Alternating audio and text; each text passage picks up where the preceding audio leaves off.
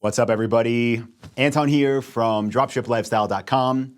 And today I'm going to be sharing what I'm calling the ultimate guide to dropship suppliers in 2025. Now, specifically, we're going to be covering 3 different topics in this video. The first are different supplier sourcing methods. Then I'm going to talk about how to actually locate dropship suppliers. And then I'm going to talk about how to contact them.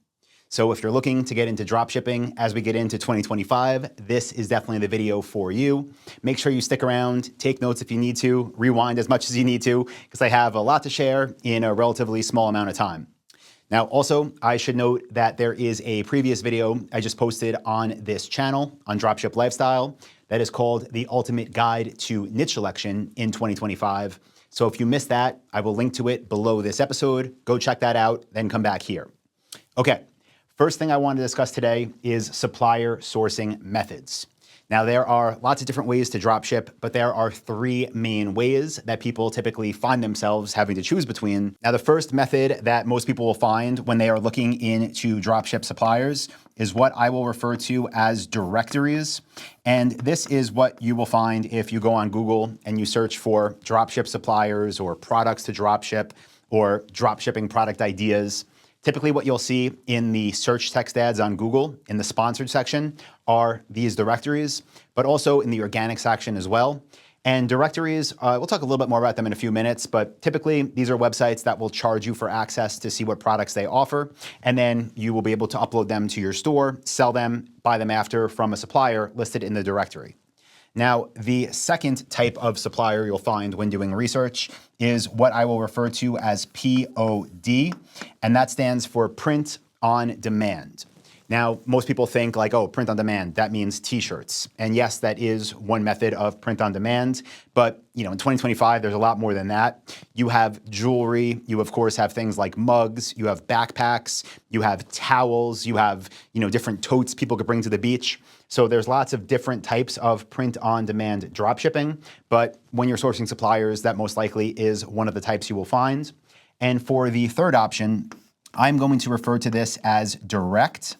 And what this means is for whatever product you are selling, you become an authorized retailer to sell for that brand. You are directly in a relationship with them when you get approved to sell for them, when you become an authorized retailer. When you're sending in orders, you're not sending it to a place to get custom made or printed on demand. You're not sending it to a directory, kind of some third party. No, you're sending it direct to that supplier who you have a relationship with. So just know for the purposes of this video and really everything I've ever talked about at Dropship Lifestyle, we are not talking about working with dropship directories because these companies make money in a couple ways. One of them is by charging you a fee for access to sell their products. It might be a monthly fee. It might be biannual. It might be annual, but they make money first on those fees. And also, these are middlemen companies. So the other way they make money is by being that integrator between you and the supplier. And through that integration, one thing that happens is they increase the price, right? Because they have their markup. So maybe some of the suppliers you can become directly authorized to sell for, you would find in directories. But if you source them through a directory and you work with them through a directory, you're going to be paying more for those products, which is going to make it much harder to actually make money, to have any profit left over. So we're not talking about directories here. If you find them, don't use them. And print on demand, while we do some print on demand stuff, for example, at dslmerch.com, that's the Dropship Lifestyle merch store. We do it more for fun. It's definitely not a moneymaker. So if you really want to be profitable with dropshipping, I definitely don't recommend print on demand. Now, maybe, a couple of years from now, you build up a brand reputation for your store and you want to have merch where your audience can support you and, wear your stuff basically, then yeah, add it onto the mix. But again, don't think of this as the moneymaker because again, small, sales amount equals small profit. We don't do that. Instead, what we do, and what I would recommend you do, is become directly authorized to sell for the brands in which you want to sell for. And remember, next I'm going to talk about how to actually find these suppliers, then we'll talk about how to contact them. But just know when I say direct, it means that if you were going to sell, let's use rugs as an example because there's one below me right now. If you were going to sell rugs, you would reach out to every rug brand you could find and you would become directly authorized to sell their products. Your relationship is directly with them. When you get sales, you send them directly to the brand, and that is where the real money is to be made when it comes to dropshipping. Okay, so Step one, we're becoming directly authorized to sell for the brands which we want to sell for. No directories because we don't want to pay middlemen. No print on demand because we want to make real money every time we get a sale. So moving on to step two of this process, we're going to talk about how to find suppliers. And it really isn't that complicated, but I know a lot of people that are getting into this business model, or maybe that have tried with one of those other methods in the past that haven't been able to make it work, need a step-by-step system. So I'm going to take you through 5 of those steps that are going to help you be able to actually go out there and locate these suppliers. So the first thing you want to do is very simple. You're going to go to google.com and you're just going to search for your niche, whatever that may be. And if you don't know what your niche is yet, again, go back and watch the previous video I did called The Ultimate Guide. I believe I called it The Ultimate Guide to Product Selection, but product selection, niche selection, we use them interchangeably. So I'll link that up again below. But once you have your niche, you're simply going to go on Google and you're going to search for your niche. So again, for me, if it was rugs, I would go on Google, I would type in rugs, I would press enter. Now, the next thing that you're going to see are obviously the search results. And in those search results, there's going to be the sponsored ads, those search text ads, as they're called on Google, and then the organic listings. What I want you to do is for the whole page, right, including the sponsored, including the organic results, the whole first page of Google results, open them in a new tab. Open in new tab.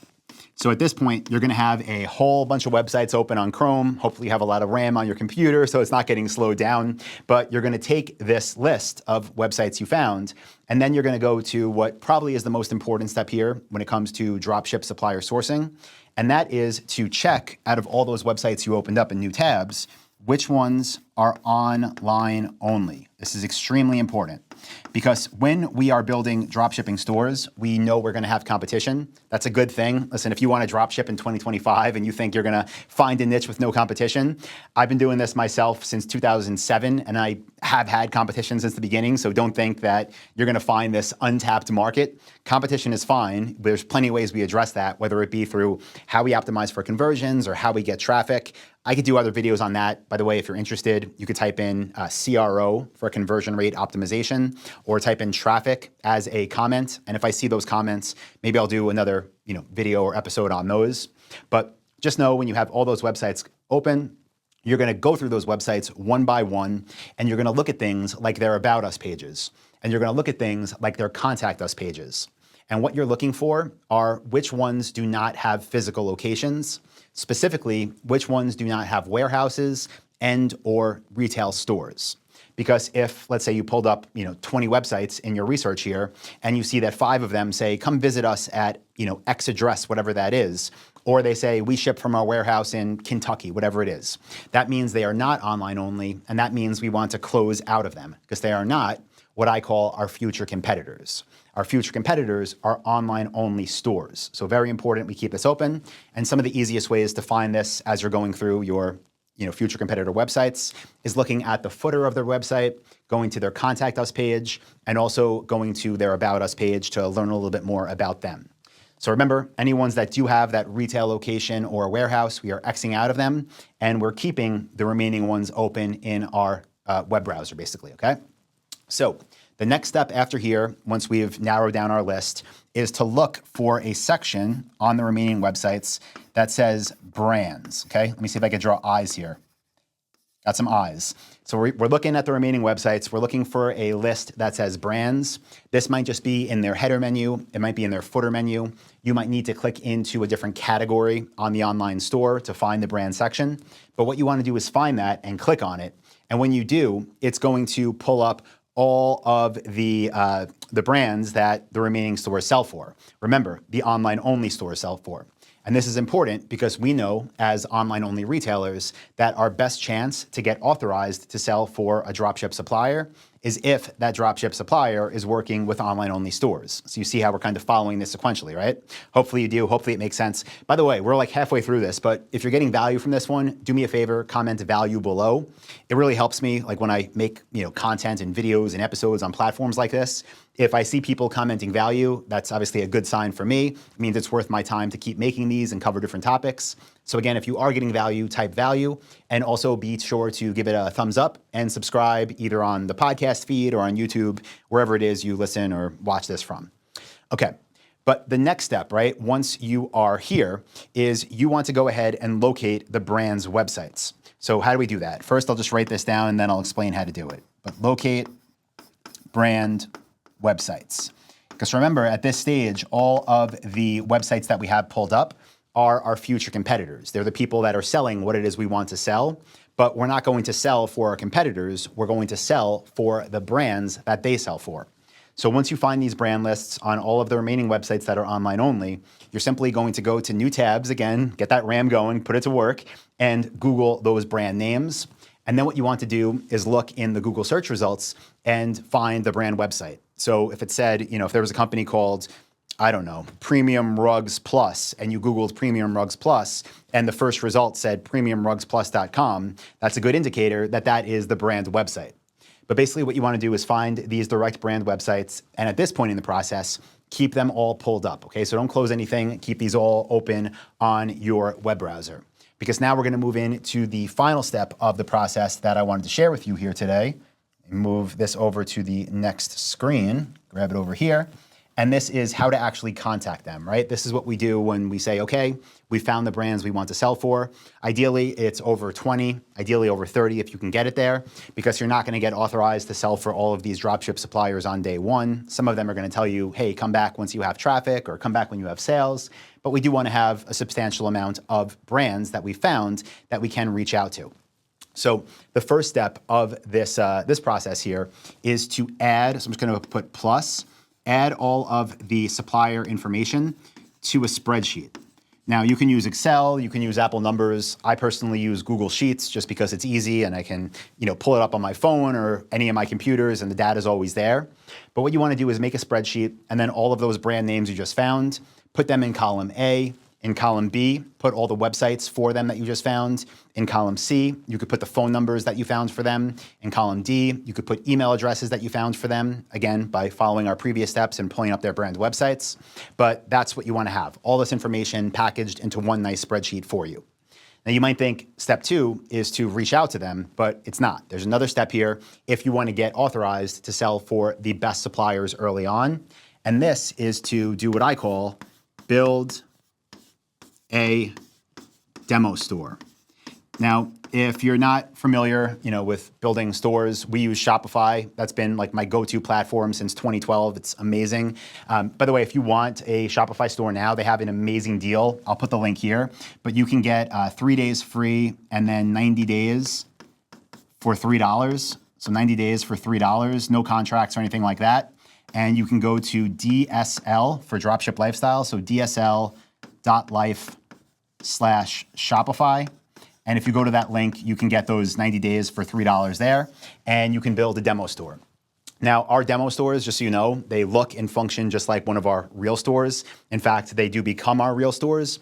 But when we're reaching out to these suppliers, we need to build them first because no quality brand or supplier is going to authorize you to sell their stuff if you just contact them and say, if I said, hey, this is Anton, I want to sell your rugs. And they would say, okay, Anton, where are you calling from? And I said, well, nowhere, but I'm planning on building a store. They're not going to approve me, right? On the other hand, if I picked up the phone and called them and said, hey, this is Anton from, rugdepot.com, we would love to sell your products for reason X, Y, and Z. If you want, you can go to our website right now and take a look. That is a much better pitch than just saying, we want to sell your stuff and I don't have a company yet. So step 2 here is build a demo store. And step 3, I kind of just alluded to this, but this is extremely important, and this is to call them, okay? So these brands, again, the good ones you want to sell for, they get contacted by different people all the time for different reasons. If you send them an email, it's very easy for emails to get pushed to the bottom of a list, never responded to. What we always do is pick up the phone, call the suppliers that we've added already to our spreadsheet, tell them why we want to sell their products. And specifically how we do that is by telling them, this is going to be step 4 here, our launch strategy. Because when you are a new store, right? By the way, I should mention this too. When we have a demo store, we're not telling them like, oh, we've been in business for X amount of time and done X amount of sales. No, we tell them, in this case, hey, this is Anton calling from rugsdepot.com. We want to sell your products for X, Y, Z. You can go to our website now and take a look at it just to see how your products would look on our store.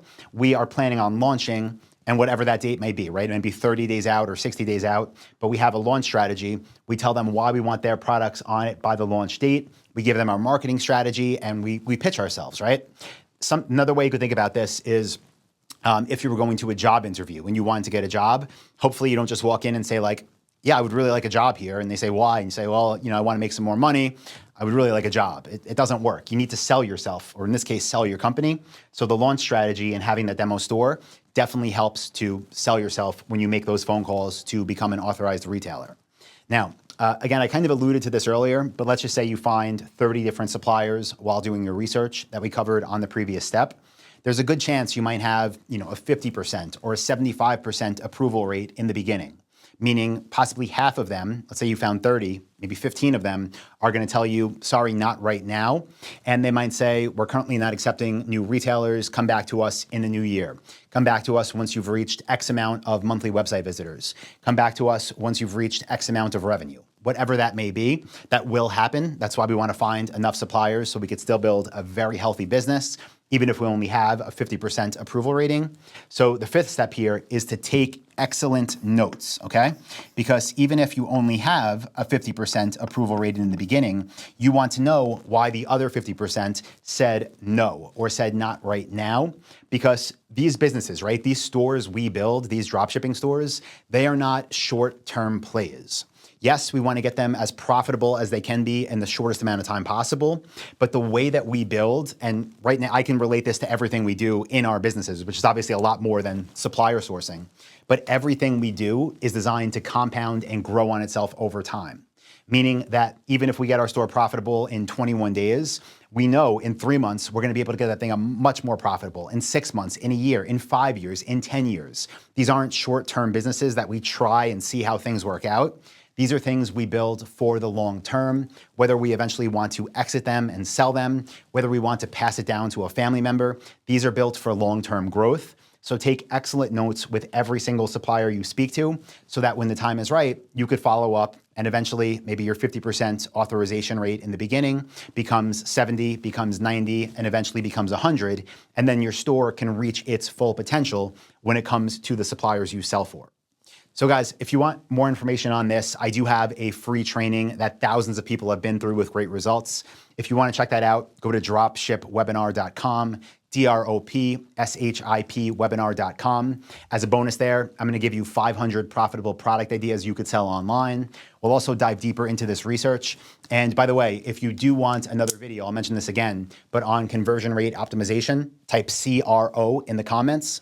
And if you want another video on traffic, type traffic in the comments. And based on what I see, I can kind of determine if I even should make one of them and which one I should make next.